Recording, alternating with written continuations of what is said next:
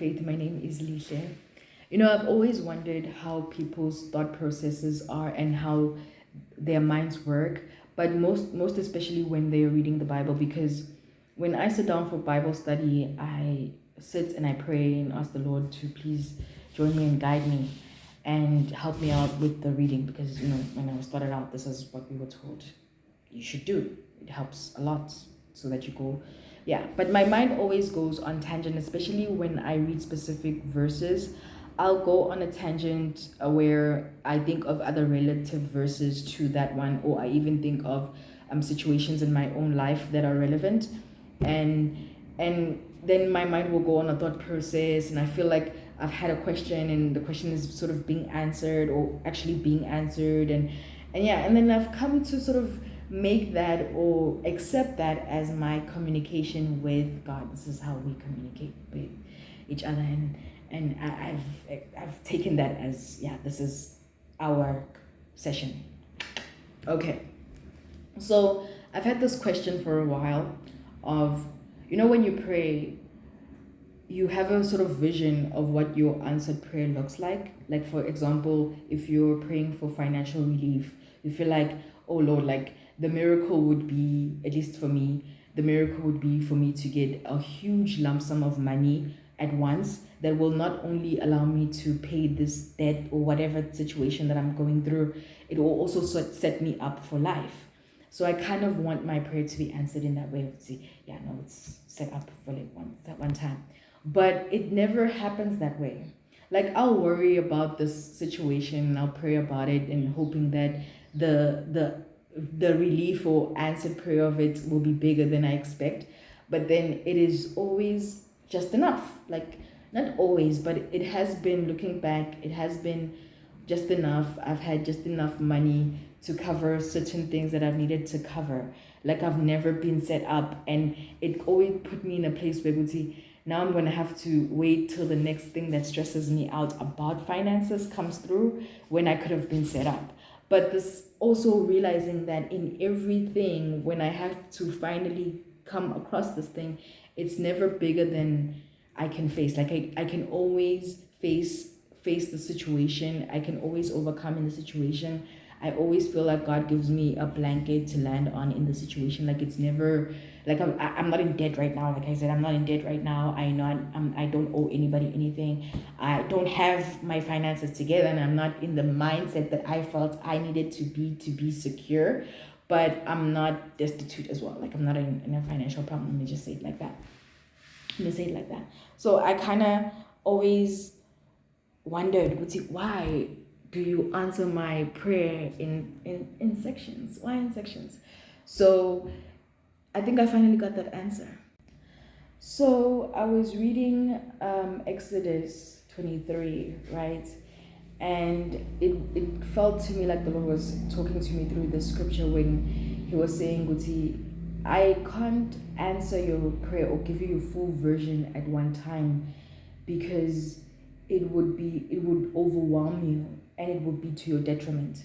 Do you get what I mean? I need to build, I need to move, basically let me cook type of thing. Let the process sort of happen, because there are bits and pieces of it that must be arranged in a certain way so that it gets easy for you and that you stay in that space, and then it's not a burden in a sense. Like, okay, let me share. I don't know if, like I said, I don't know if this would make the same sense to anybody, that tangent that I went through the passage that I'm reading, but it made sense to me. Okay, so I was reading this passage, is Exodus 23, from verse, I would say 28, but I'm going to read 29, where it says, I'm reading from the script version, my Bible that I'm studying from right now is this Bible right here. So I won't get rid of them all at once, lest the land grow up in weeds and the wild animals take over. Little by little, I'll get them out of there while you have a chance to get your crops going and make the land your own. The moment I read that, it felt to me was like, this is the answer that the Lord was giving me to the question of why my prayers are getting answered in bits and pieces. Yeah, I felt like him saying, basically let me cook, let me work, let me move for you, so that when you finally settle and it adjusts, you adjust and you root properly. Because it could be overwhelming if I give you it to you all at once, you know? I mean, money does break us. You could walk away from me, it could be to your detriment. And I don't want that for you. So the fact that I'm giving you all of these things in bits and pieces, I see food in a corner. For me, I see it's making me appreciate the Lord, appreciate and be grateful. So it's keeping me in a state of gratitude, because I can see my prayers sort of getting answered. And it also reassures me that I'm not alone. So it gave me a moment to appreciate the fact that, even though I have moments of turmoil, the turmoil never overwhelms me or never takes over. Like, I can worry about something, and then when it finally comes and I have to face it, it turns out to be not that big of a deal, or something happens where I'm cushioned around it. Do you get what I mean? And I can see it's okay. This is the Lord's work of protecting me. Sometimes, yes, I need to deal with the consequences, or need to face with the consequences of my choices, because there's a lesson of it there, and the Lord won't let me walk away without going through that. But sometimes He did actually tell me, it's something that you don't have to go through. So I'm going to comfort you. I'm going to wrap you, and I'm going to make you this thing. The worry that's for nothing. And then when this thing comes, you face it, you feel like, it wasn't such a big deal. But you're also not in the space where you feel you should have been when the problem was kind of solved, especially when it's financial. You know, like, I want 3 million rand like right now in my account, but I know that the Lord always provides for me. Like, I have everything I need: a roof over my head, clothes on my back, I have food in the fridge. I'm swelly loot, so there's nothing that I'm in need of.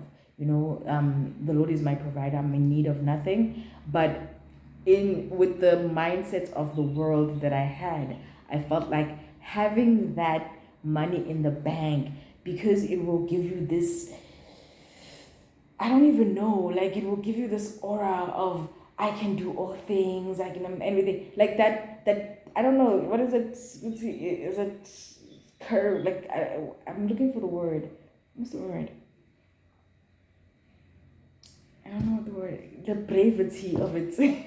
I don't know what the word is. I'm looking for that specific word where it's the boldness of, you know, like when you just walk into a store and you know you can just afford anything and everything that you want. And if you wanted to go there and everything, like that thing that's just there, it's, yeah, I'm here type of thing, that thing that you feel money would give you, you should still have it, because having God should have that attitude, basically should come out of you even more, because you have God. You know what I mean? And that's the lesson that I learned out of all of this. Is, I was kind of in my head, the reason why my prayer of finances was looking the way I looked is because I was putting my faith in that if I have money, especially if I have a lot of money, then all my problems will be answered, that everything will be fine, and I won't have to, you know, need anything. But it's not like that. Right now, I don't really have money, but I'm not in need of anything. You know what I mean? The Lord has me covered in a way. So it was that of that pride and attitude that I thought money was going to give me. I still don't, I still, there's that word that I'm looking for that I still don't know in my head. But there's a word. Once I find that word, I'll put it there. But that thing, man, I don't, this word, that thing is, I'm supposed to have that thing because I have God, not because I have money. That's my point. And when the Lord was basically telling me through this verse of, let me cook, let me work for you, because once I settle you in, it's going to be a new thing. Or we need you really to be in a mindset so that you don't revert, or that it doesn't overwhelm you, or this thing that you're asking for doesn't become to your detriment. That's just what I've learned from it. And I don't know if it, like I said, I don't know if it would make sense for someone else to read this passage and go through the same tangent that I did, but I went through it, and it kind of, you know, it kind of made me feel like, okay, no, God, I got you. move the way you need to move. You before that passage, actually, before that right there, please, if you want to know the whole story, it's still the Exodus. So it's still the Israelites in the wilderness, walking around in the wilderness. And he told them about an angel, him sending an angel to go ahead of them to fight, to prepare that land for them. Basically, this is the statement. And then he says, he won't move them all at once. Basically, I think like this also plays in kind of sanction with Joshua and what he had to go through, those phases of Wuti. It's a step. I think this is a backup to that. But again, my mind just went on a tangent when I read this, when I had that question, and it went on a tangent of, I'm sending an angel ahead of you. Obviously, the angel won't destroy everything at once or move everything at once. It's still a chess game. I need to move and set the pieces right for you so that when you arrive or when you come, not only your mind and your heart is in the right place, but you can also do my will in the right and proper way. So I'm testing you. And he goes through this. I have highlighted parts of it. I think it's in Exodus 20, verse 20. He says to Moses, Moses spoke to the people and said to the people, don't be afraid. God has come to test you and instill a deep and reverent awe within you so that you won't sin, right? And this is after he's given the 10 commandments, I think it is, the 10 commandments, or no murder, no adultery, no stealing, and all of that. And basically is that he's the smoke and on the mountain with this fire, and the people got scared. They didn't want to directly face God. They asked Moses to be the exchange of the mouthpiece and all of that. And Moses was telling them, don't be afraid. The Lord is basically showing himself to you guys so that you can know who he is, and then you can be in awe and have that thing of, I won't sin because God, and I've seen how he is. You know what I mean? We get this impression of we should be so afraid of the devil, of the enemy. That power of the devil and the enemy is so terrifying that a person should be scared.